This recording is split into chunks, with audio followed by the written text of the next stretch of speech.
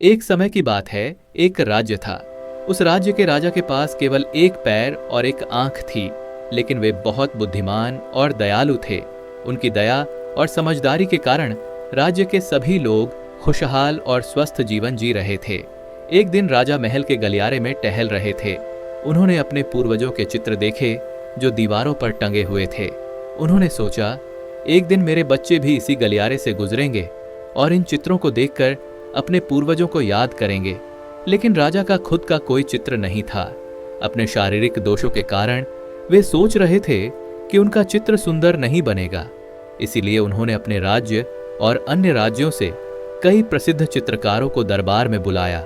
राजा ने घोषणा की, मैं चाहता हूं कि मेरा एक सुंदर चित्र बनाया जाए जिसे महल में लगाया जाएगा। जो चित्रकार यह कार्य अच्छे ढंग से करेगा उसे मैं बड़ा इनाम दूंगा।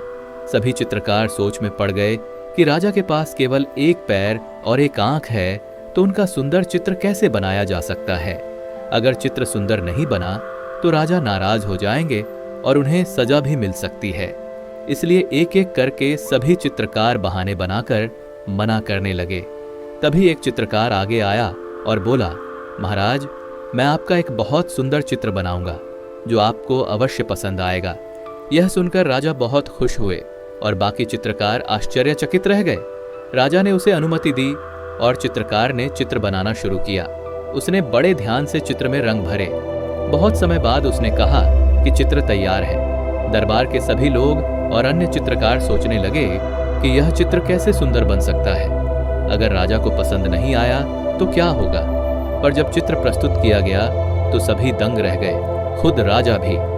चित्र में राजा को घोड़े पर बैठे हुए दिखाया गया था। उन्होंने एक पैर को मोड़ रखा था जिससे उनका एक पैर नजर नहीं आ रहा था, और वे धनुष से निशाना साध रहे थे जिसमें उनकी एक आंख बंद थी। इस प्रकार चित्रकार ने बड़ी समझदारी से राजा की शारीरिक कमियों को छिपाकर एक शानदार चित्र बनाया था। राजा चित्र देखकर बहुत प्रसन्न हुए और उस चित्रकार को बड़ा इनाम दिया। नीति: हमें हमेशा दूसरों की अच्छाइयों पर ध्यान देना चाहिए, उनकी कमजोरियों पर नहीं। हमें हर स्थिति में सकारात्मक सोच रखनी चाहिए।